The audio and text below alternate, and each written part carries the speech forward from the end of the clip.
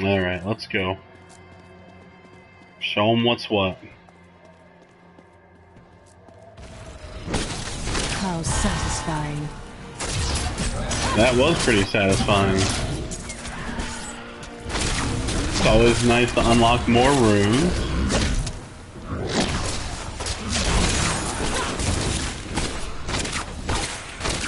This part of the game's awesome.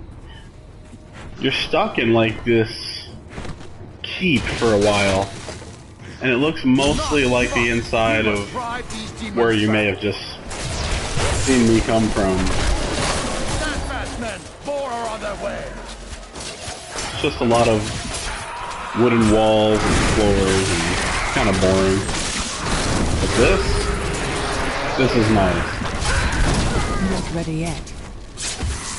You must be the hero I've been hearing so much about.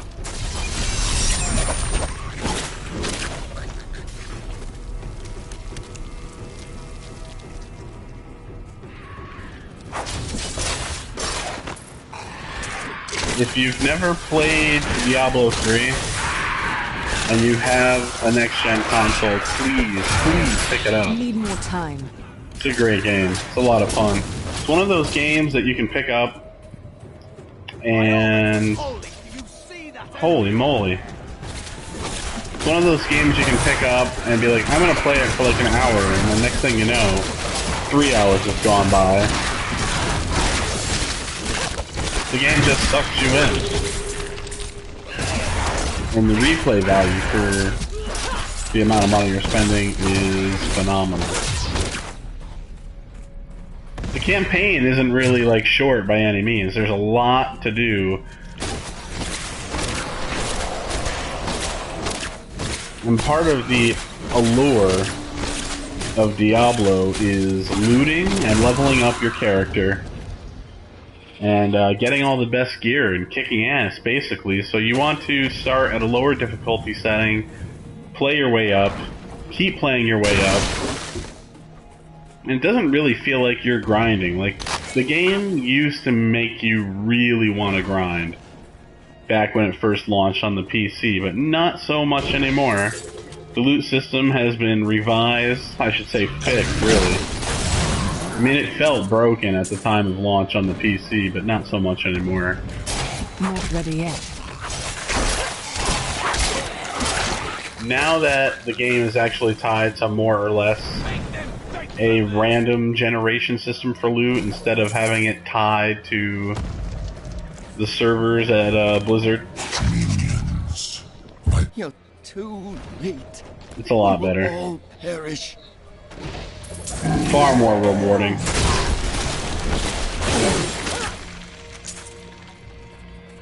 Yeah, you can dispatch your foes pretty quickly. And that's the thing, back when I used to play it back on the PC,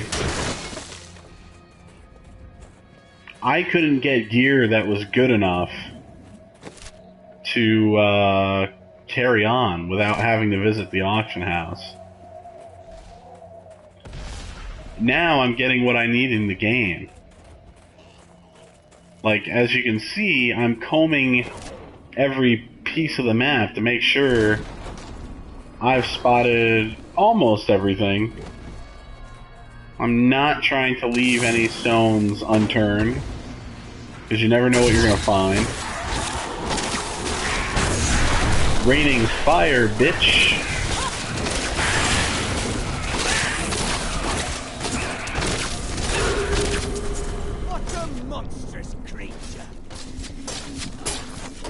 You basically come across like 4 levels of enemies in the game. You come across your regular enemies.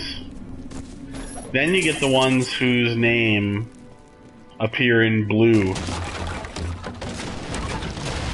They're a little more difficult. Their loot drops are supposed to be a bit better. Then there's the ones you come across in yellow. More difficult. And again, better loot. Your fear betrays you. And then you have the bosses at the end of each act. I'm still waiting.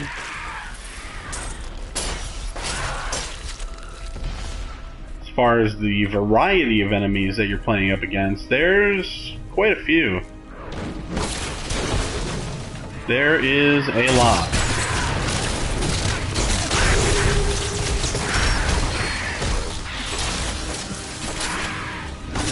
Not ready yet.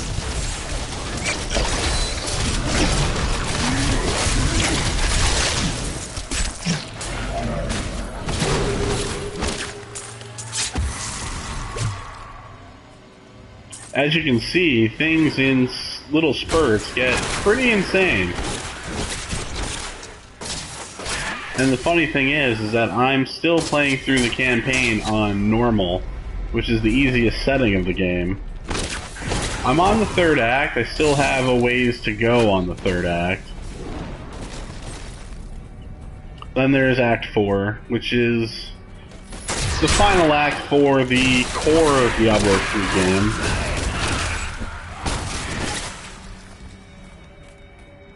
And then you have the fifth act, which was the expansion that you can get on PC. Or if you bought an earlier version of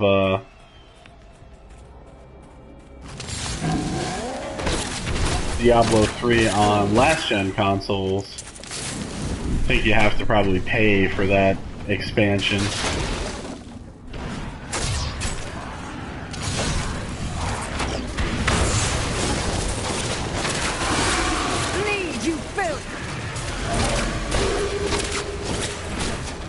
Those ice arrows that I'm shooting out, they hit their first target and then they kind of fan out, which is really handy. See how fast it dispatched those guys up there?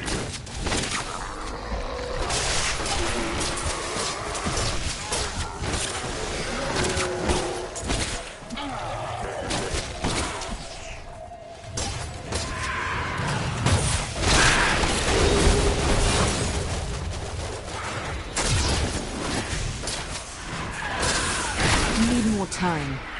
See, this is why I wanted to get out in the open, play in the battlefield instead of being stuck indoors while I know there's a huge battle just awaiting outside. So awesome.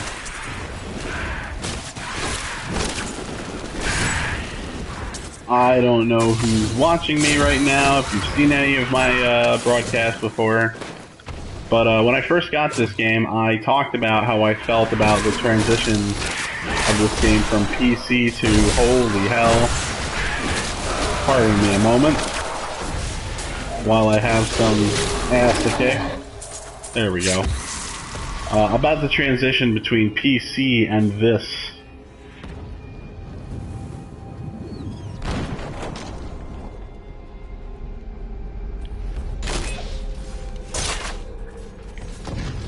The PC version, I mean, outside of the very damaging component that was the online auction house,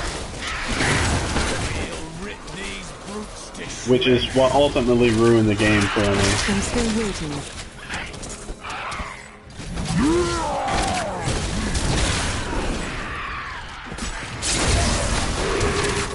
The gameplay was fun. It's as you see here.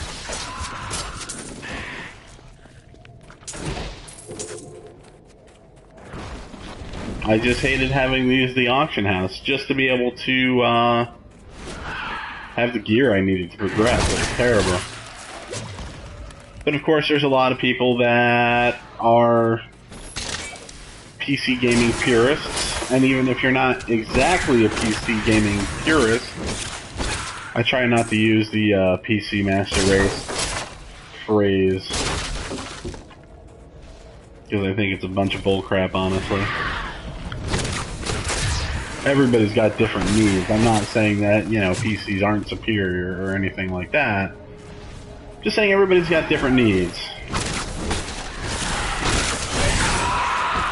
Me, I am not predominantly a PC guy. Even though I grew up gaming with all the classic games from ID Software, from Maxis, from Westwood Studios, from Sierra, Stuff like that.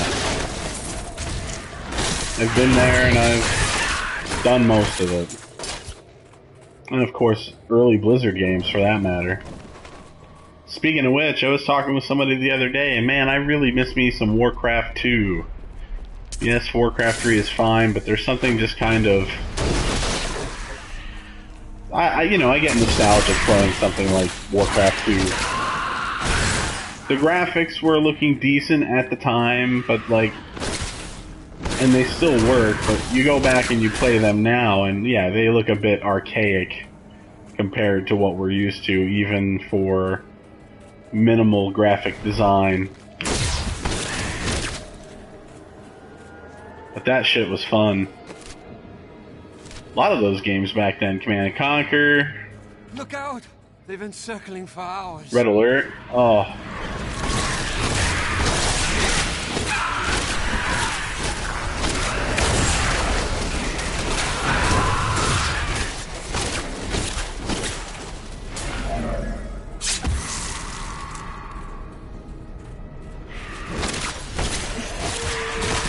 But as I was saying, before I had to get sidetracked to explain myself in regards to what I meant, as far as PC Master Race being a bunch of hooey.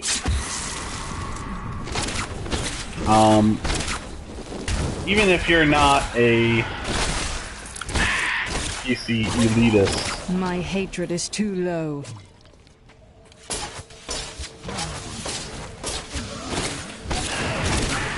there are likely games that you play on the PC where even you would still say, I can't imagine playing this kind of game on a console, I just can't. And in many cases, it's certainly true. They've tried to bring games, like real-time strategy games, like those overhead real-time strategy games, like Command and Conquer, to consoles. And in my opinion, I don't think it ever really worked out all that well. Games like this, to do that. similar kind of bad, because you have to point and click everything. I mean, that's the whole control mechanic. Point and click. Point and click, click, click, click, click, click, click, until you have carpal tunnel. But, Blizzard have really done a great job bringing this over to consoles. I mean, it feels like it was made for it. Need more time. The only thing I don't personally think is probably better is the inventory wheel system. And I'm not saying that it's not good, because it certainly works for what it is. I'm just saying it's still better to open up your inventory screen and just have a big panel and click around with a mouse, just swapping things around. But this works. It does work very well. I haven't felt frustrated using this system. It took me like 2 minutes to get used to. That's the only thing I can say, really. If you're going from PC to this, there is a very small adjustment period, but the adjustment period is very small.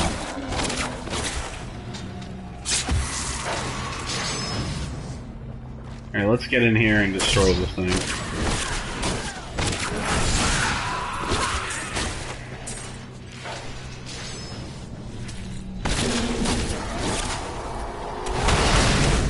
Anyway, this whole Gamergate thing has been going on, and I have been super busy this week, so I haven't really had much time to myself, except in the evenings. And Still alive. Scores of your troops. I don't know, I really had hand, enough now of all the you're negativity next. going on. Back with the Zoe Quinn stuff. Like, that right there caused a lot of arguments that didn't need to be had. There were a lot of questions that were brought up in regards to how people in the industry, on both sides of the industry, as far as the actual companies that make games and the media that follows video game news, how they should interact with one another, and those are very valid questions to bring up. Those questions need to be asked. So I'm not exactly sure what this Gamergate thing is. I'm assuming it's kind of spawned off from that whole thing now. I mean, I've seen a lot of articles popping up with clickbait headlines like, you know, gaming is dead, or gamers are dying. Like, that shit drives me insane. Just seeing that. Again, I haven't had a lot of time to check that stuff out, but yeah. Anything like that, like, oh, gaming is dying, gamers are dying. I don't think gaming is dying, and I don't think gaming is ever going to die. It's going to change, and in my opinion, it's probably changing for the worse. If you've gone to Dodd Scientifics and you've checked out any of my editorials, I've only got 4 of them up so far. I was supposed to have another one written this week, but as I said, work got in the way this week, so I had no time to get any of that stuff done. But one of my articles is talking about EA Access and where I think that's going to be bringing the industry. That was just a taste. Rewind just a little over a year ago, and what was everybody going on about? The Xbox One. Not ready yet. The Xbox One, it's terrible. DRM. Nobody wants DRM. It's anti-consumer. It's too much money. I gotta go back. Most of these soldiers are very young. You know, and I was right there, shouting from the sidelines, like saying, "What the fuck? What is Microsoft trying to accomplish with this here?" Like, obviously, I knew what they were trying to accomplish. They were trying to get more money by cutting out the used game market. You know, which is because of it. Fine. I'm not happy with companies like GameStop. I really should take a look. I know realistically they can't really survive. Actually, I should see if my follower can use anything. Oh, holy shit. There you go, buddy.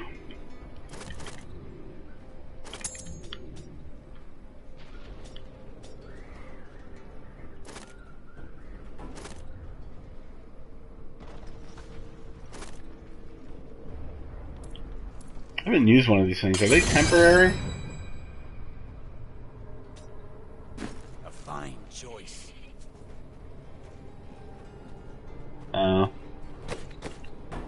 Well, now I know. So,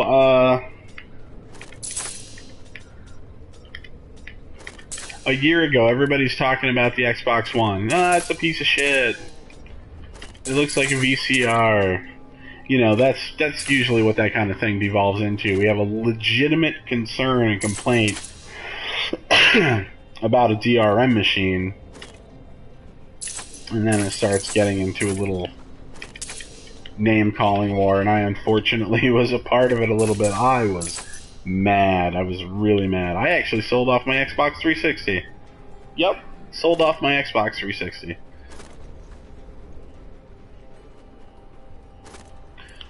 That's how pissed off I was. I don't really want to give up any vitality for 2 extra dexterity. Yeah, forget it.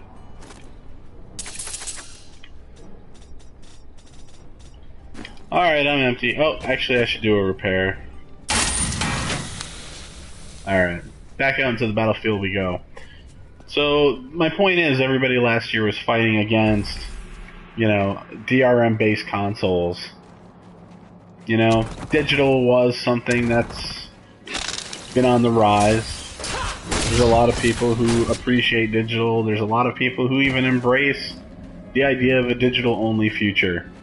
There are people right now, in this generation right now, that have made the decision to go all digital and buy everything digital as long as it's available as such. And it's good for them and everything. It's not for me personally. But at the same time, there were a lot of people that did not want to submit. And Microsoft tried to play it all off as, like, you know, we know what you want. We know what's good for you. There's a lot of bad PR for them at the time. That's no secret. Straight from them. But, you know, everybody fought so hard against this just a little over a year ago. And yet, I think that's where we're going to be with the next generation of gaming. The very machine that people fought so hard against back in 2013, I think is going to be the kind of machine that we get, you know, in 7-ish years, whatever. We'll see how long it all lasts. Who knows? As long as they know people are willing to upgrade in slightly shorter cycles. Sorry, I can't talk. They'll try to get us to upgrade sooner rather than later. Sure. That's besides the point. The point is I think we're going to be getting those DRM machines. And part of the reason for that push, I think, is going to be attributed to what I believe will be the rise of EA Access. The one thing holding EA Access back right now is the fact that it's only attached to one of the major consoles, the Xbox One.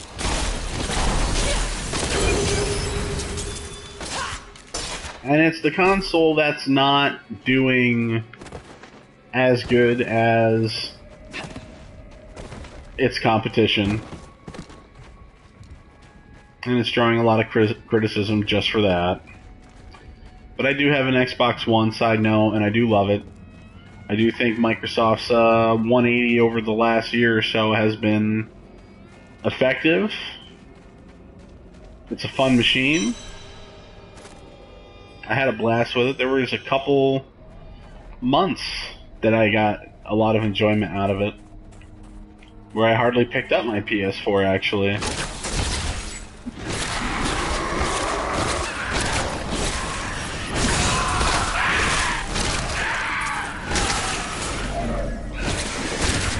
Anyway, the reason why I think EA Access is sort of the key to bringing us down the road that everybody thought they despised just a year or so ago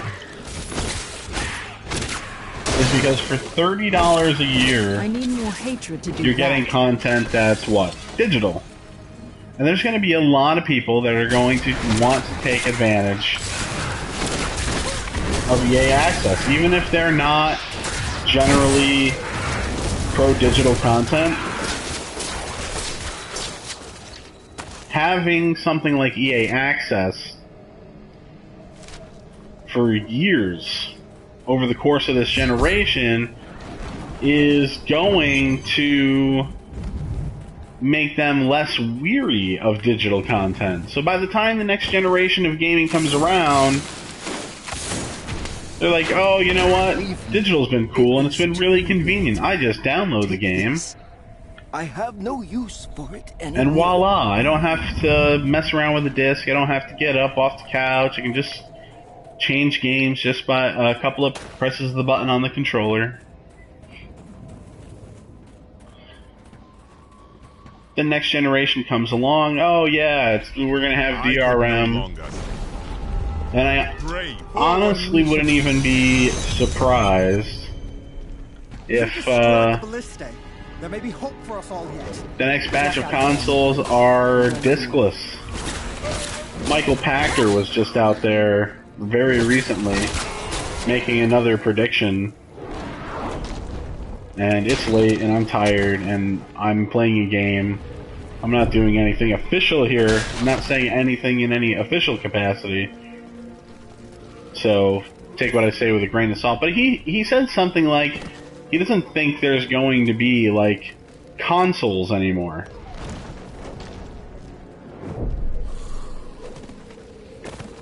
That whole thing, again, that this may be the last generation of console gaming, I don't buy that at all. For starters, even if the trend is to move away from that sort of thing, Nintendo's big idea, they want to sell you their toys. I mean, seriously, Is done. it will figuratively and literally. They want to sell you the hardware, and now they're going to sell you toys. Like, literally toys, which act as digital content, too, so... Nintendo's going to be around with their consoles. I think we're looking at everything being integrated so that you can sort of do what Sony wants you to do right now, which is to be able to have access to your game on your console and also on another device in your home, the Vita.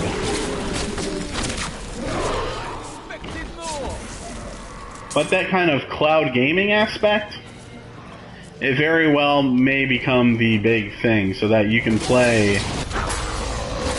games on multiple devices wherever you are, as long as you have that original license.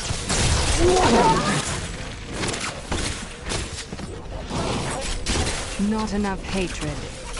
Oh, I've got plenty of hatred. Come back, bastard. There we go. Ooh! Look at that rib cage. Whee! Walk right through it.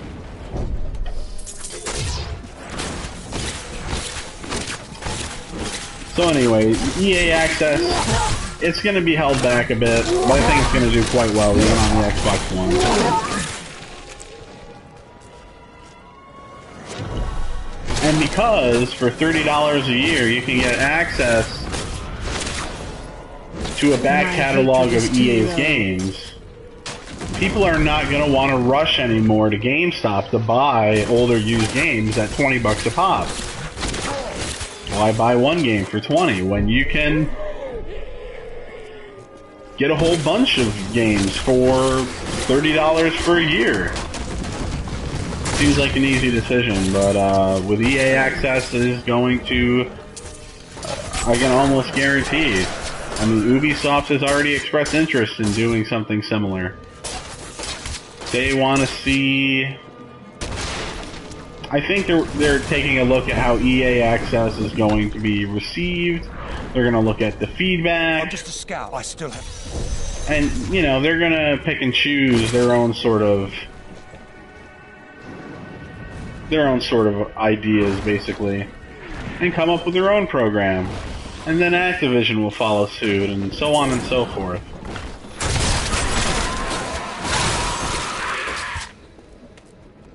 It conditions people. It conditions people to be okay with, holy shit, get out of my office.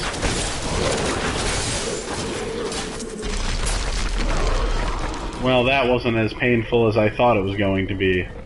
Thank God. And that's really all of gaming history. We've been conditioned to accept this, that, or the other thing so that they can make us better consumers. That's what I like to say. They want to make us better customers for them. This is quite a magnificent booth. Help me.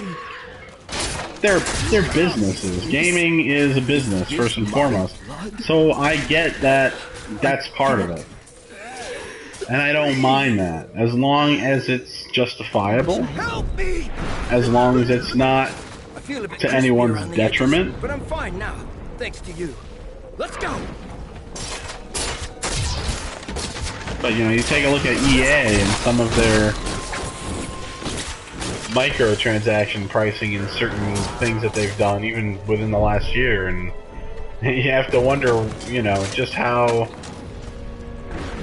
fair and balanced they're trying to make everything. Here's a hint. Not very.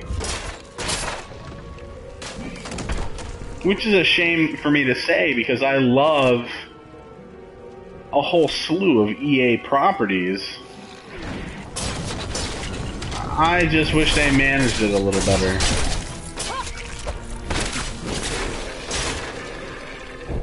I mean, if you want to talk about microtransactions and DLC and the conditioning that went on there, the original Xbox was not the first console to offer DLC, but it's up there as the most notable, because while most third-party titles that offer DLC offered theirs for free, as sort of the mindset at the time for that was, hey, this is an incentive for you to buy our game and to keep playing it. Microsoft said, no, let's, you know, our first party games, Microsoft exclusive games, why don't we charge for it? People will probably pay money for that, and people did. Then the Xbox 360 comes around, and oh, what do you look at that? It has its own currency system. Screw cash. We're gonna sell people Microsoft points. And the point system was available in increments that no matter what you bought, always ensured you had a little bit of points left over, but not enough to actually buy anything, so you'd have to buy more points.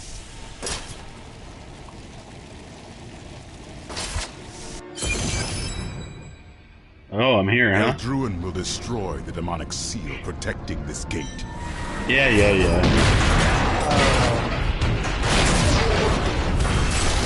Holy shit.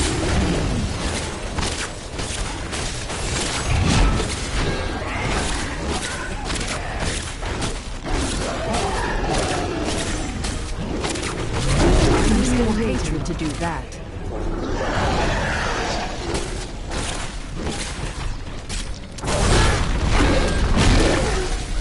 Oh my god. Not ready yet.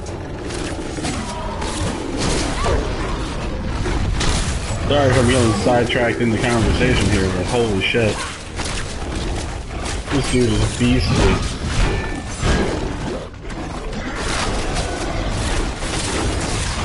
I'm still waiting. My hatred is too low.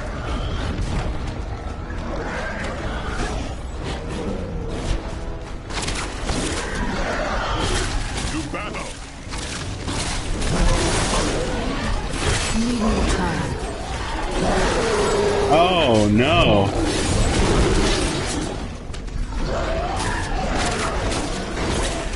Not ready yet. At last, the beast has fallen. Thank God. Salute you, my friend.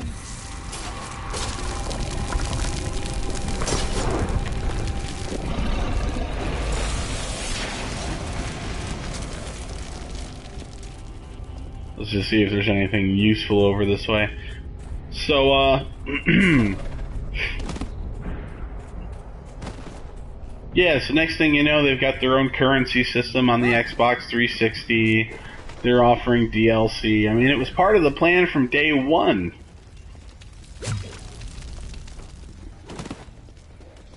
I mean, they made a currency system for day one. Part of the idea behind, you know, the operating system for the Xbox 360 was to sell you DLC and microtransaction type shit.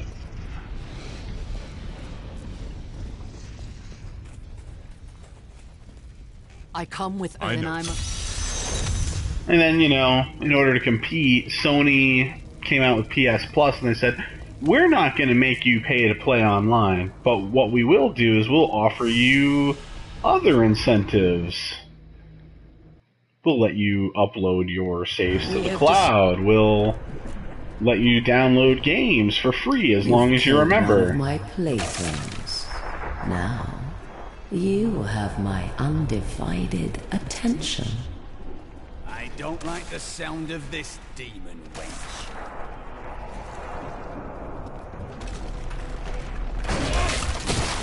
I thought I saw something. Okay. I vaguely remember this place from playing through this game on PC 2 years ago. So yeah, so Sony came out with PS Plus, and you know, for them it was different incentives, and people were like, "Oh, okay." Need of your ample services. People laughed it up. Yourself out of whatever carnal corner of the burning hells you lounge in, and bring your daughters with you. Be wary.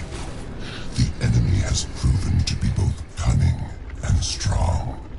But the mortals have always been easy prey for you, have they not?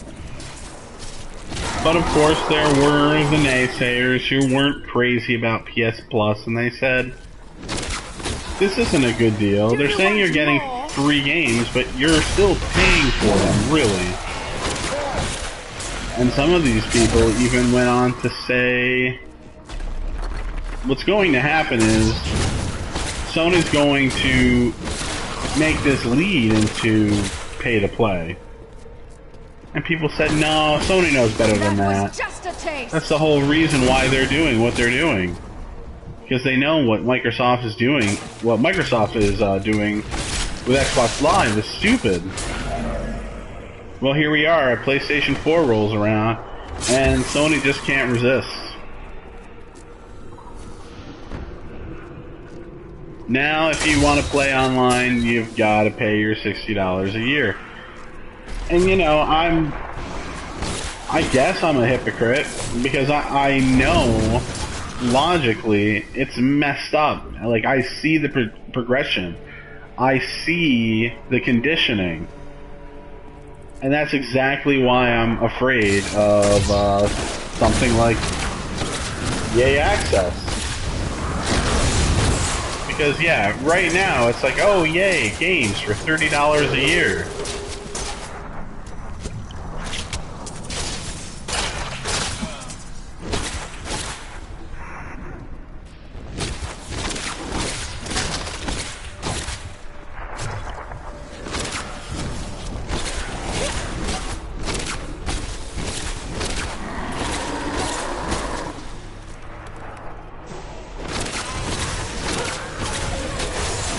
Your fear betrays you. Not enough hatred.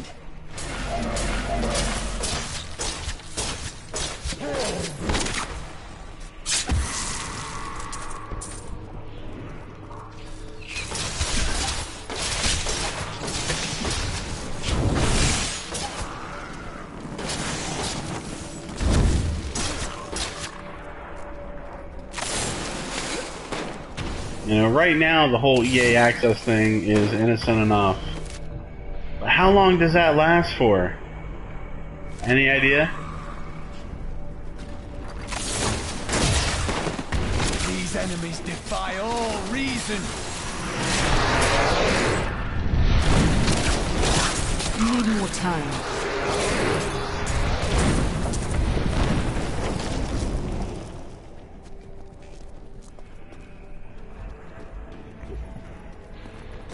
Let me pause the game for a minute. I had a mention on Twitter.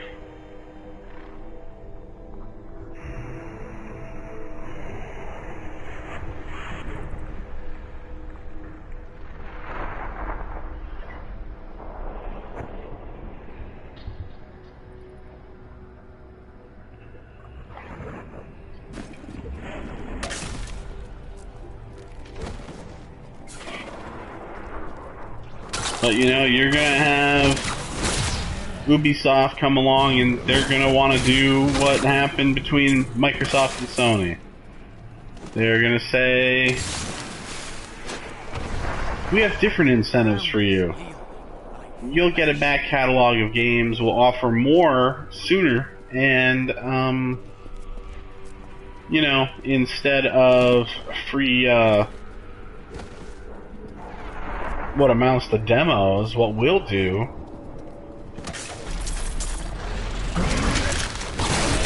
that scared me a little bit, actually. We'll give you we'll give you additional XP. Activision might come along and say, we'll give you free DLC. Nephilim, your misbegotten kind is creation's greatest sin. But your time is done. You will find only death in my realm.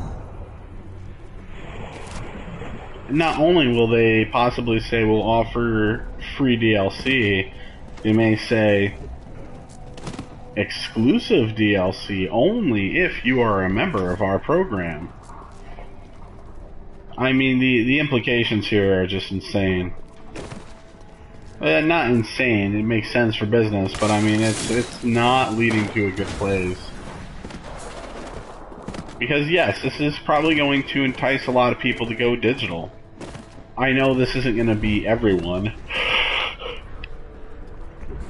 But there is a set of consumers out there that want a game cheap. They'll wait, you know, 5 years before picking up PS4, you know?